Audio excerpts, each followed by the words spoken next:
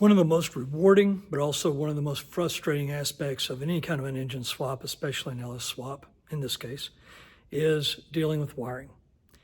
I want to show you how I found the best source to find key-on power and make a power distribution bar under the hood of the OBS truck, but also stick around because in the video towards the end, I'm going to show you how I also put a power distribution bar for key-on power underneath the dash of both a 91 and a 98. Let's see where to start. This is where I'm starting. Now, I've always advised everybody when it comes to wiring questions about your OBS is to go to eBay and purchase a GM wiring and electrical diagnosis manual. These things are fantastic. They're still available. The prices are going up, so you need to get one before they're getting harder to find or cost way more than you want to spend. But this is the one I'm using for my 91. If you do look to buy one, be sure you find one that is for the CK pickup. They will have a variety of manuals, but this is what it looks like for the 91, but it has to have CK on it. Okay, to begin with, where do we find a good source of ignition power? Obviously, let's go for the ignition wire. That is the most prevalent, and that is the best option for the key-on power. So I looked up ignition in the steering column, and I came up with this diagram, which is on page 163, figure 35, shows the ignition switch, which is right here. It has two plugs that go into it, C256 and C255. Okay, that narrows it down a bit so that when you get under your dash, you're not looking at a whole mess of wires. You know these are the two you're looking for, these two plugs. Now we got to track this down to see exactly what wires are in these two plugs. I track that down to page 13, and this is the power distribution for gasoline engines. And on this page, you can see here's the C255 block and the C256 block. I'm looking for a pink wire. That is the ignition wire. And I don't see it coming out of here, but over here, it's right there. We now know where the wire is that we want to look for. We just have to find that pink wire. Let's go look in the truck, and let me show you how I found it. Okay, this is the view from underneath the dash. I'm laying flat on my back, my head next to the gas pedal. I'm looking straight up at the bottom of the steering column, and there's a larger plug here to the right. There's no pink wire to that, and in fact the plug looks very different than the one described in the manual. But if you look just above that, there's a blue plug and there's a black plug, and there's a total of 8 wires, which matches up with what was on the 255 and 256 plug. And there is a pink wire. Kind of see it in there. It goes into this plastic harness here, and I've pulled it down and I've pulled some of the tape away, and I found the pink wire within it right here. So what I want to do is probe this wire and verify that it is key-on power. Okay, I tried to record this. This is a bit tricky being under here, managing the key and everything else. Okay, I'm going to probe the wire. And you can see with my tester, there's no power. I'm going to turn the key on. There's power. Okay, so now we know that is the correct wire, and we're going to use a T-tap connector. I'm going to disconnect the battery. Okay, that circuit works. That connection's good. Okay, I'm going to take a step back for just a moment. We've disconnected the battery, so we can start running the wiring for this. This is a general overview of what it's going to look like, so that if you want to take a screenshot of that, this is the relay. The pins 30, 87, 86, and 85. Pin 30 is going to be hot. We're going to put an inline 40 amp fuse going to the positive side of the battery. That's our key, that's our constant hot. Number 86, this is our trigger, that ignition wire that we identified under the steering column. This is going to be the trigger. 87, this is going to go to our distribution bar that we're creating. for the key on power. And number 85 is ground. Now you can ground it directly to the battery, you can ground it to the body, to the frame. Doesn't matter as long as you've got a good ground. I'm showing it to you like this so you can see how it lays out, because I'm going to be putting it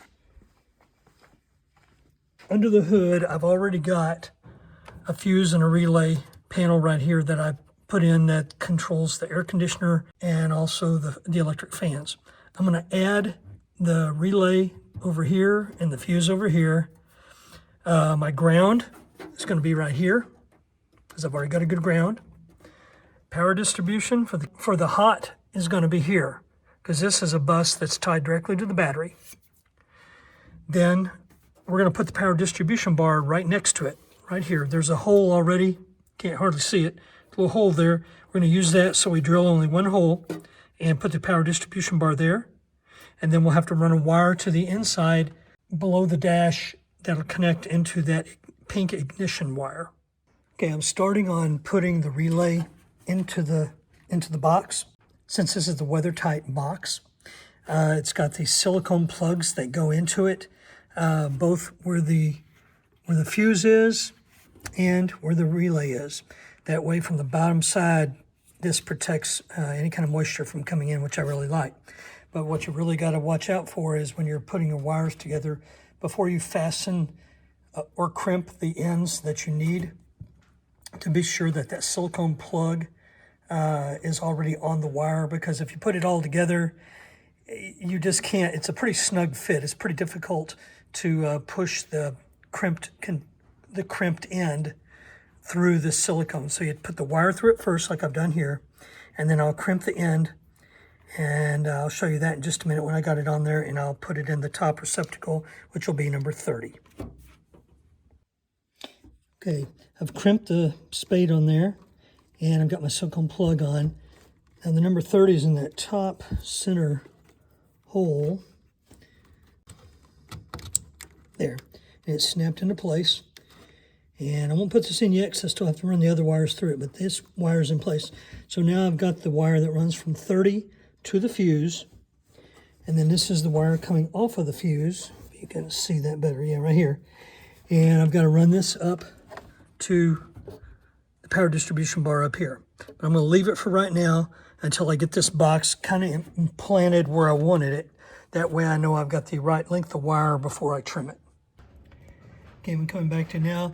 The 4 wires are in place. I've got each one plugged into the appropriate slot, and it's run through the little silicone cover here on the back, the plug that keeps it watertight. So we've got the blue, number 87, goes to the Keon hot bus. Then the red goes to our power, going through a fuse first. And then the black is the ground, and the white is the trigger. So I'm going to put this back together here so I can put it up against the side here and get our measurements on where to put the bus. For the wire that's going to mount the new Keon bus bar, so I crimped this end on, and it's going to fit like this.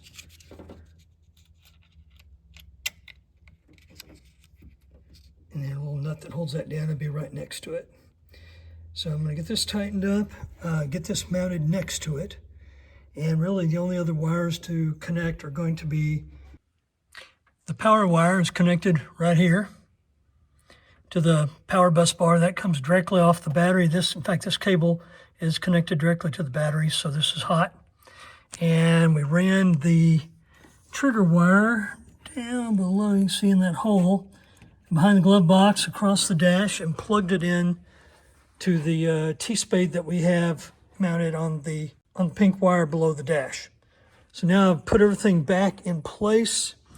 I need to mount this a little bit more securely, but before I do this, I wanted to put it up here so that we can test it out. So the bus bar is in place, and here's the power, or the wire going to it, and the ground wire down here. So we're going to try it out and see how it works. Okay, and testing it out, the key is not in the on position. I'm testing the bus bar, and there's nothing. Over here we do have direct power because this is the hot bar.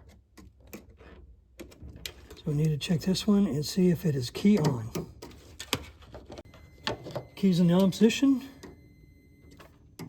And we got key on power.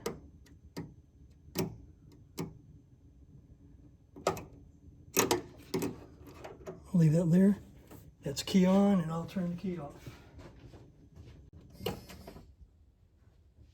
As I mentioned in the beginning of the video, apart from getting the key on power distribution bar under the hood of the 91 working, I'd mentioned about doing the power distribution bars underneath the dash of both the 91 and the 98.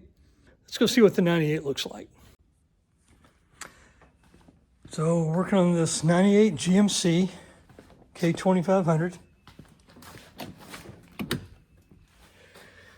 And get down under here. Now before you say anything about where it's mounted, this is not permanent. The purpose of where I put it is just with some zip ties, and that's just for the purpose of being able to show this video. It's easy to see. It's easy to see. It's not tucked up under the dash, making it a lot more difficult. This way everything is visible and you can see it. What I did was I found the power wire, and there's this pink wire right up here coming off the steering column. I had probed it, as I did in the 91, to make sure that it was key on power, which it was.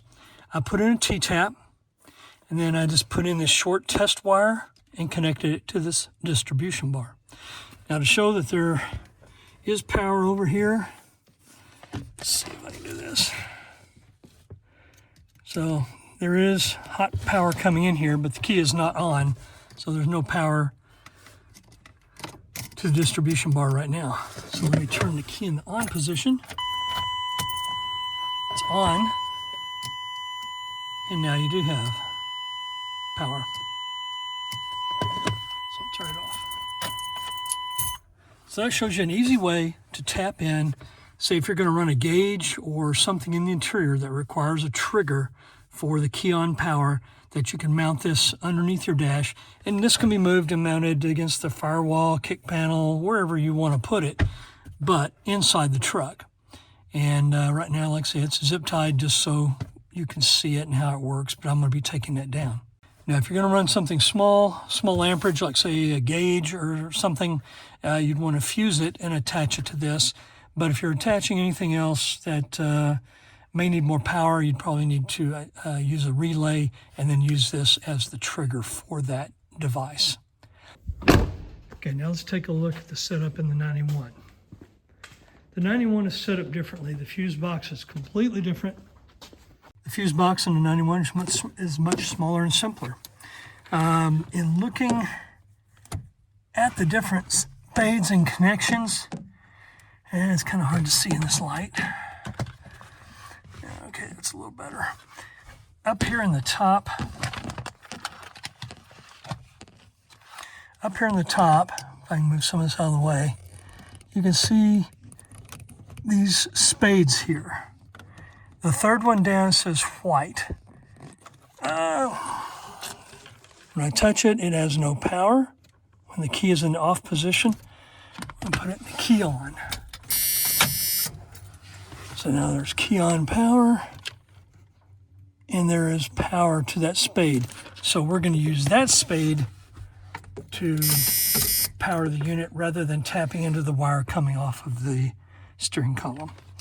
So I've made a small bar here. I've made a small bar here. This one has a wire that just connects to the bar, and we'll go up to the spade up there when I connect it. And then this other was just a test wire, and this is my actual gauge that was connected. Now, being a small gauge and an individual item, it's got a 5-amp fuse in it. I could connect this directly to that spade up on the fuse panel, and that's fine. But if I needed to add anything else, well, I'll run out of space pretty quick. So what I'm going to do is connect the spade from the power distribution bar to the spade on the fuse panel. That'll activate the panel itself, and then run this other wire to the gauge.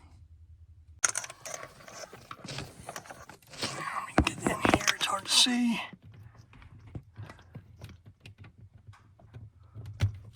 Okay, so now we have a spade in the white slot there, comes down to the distribution bar. Now let's try our key on. Or before we do key on, we'll just, of course, try it without any power to it. And there's nothing. Now let's try key on.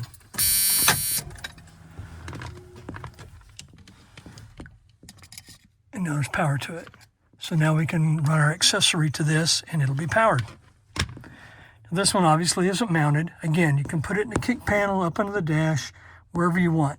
The point being, there's multiple places that you can select where to get your key on power signal from. And in this case, it is through the fuse block. And otherwise, if we weren't able to do that, then we would go through the steering column. Okay, I hope you learned something from the video today. Hope it gave you some confidence in how to find your key on hot power and how to wire it in. There's various ways of doing this. Another way, instead of using just a bar itself, would be a fused bar, so that for each item that needs to go to this needs to have a fuse. And depending on what you're running, obviously a relay. But for right now, if you need to know how to get key on power, I hope this helped you out. If you have any questions, don't hesitate to ask and put them in the comments below. I hope this helped you. Good luck in your project. Thanks for watching.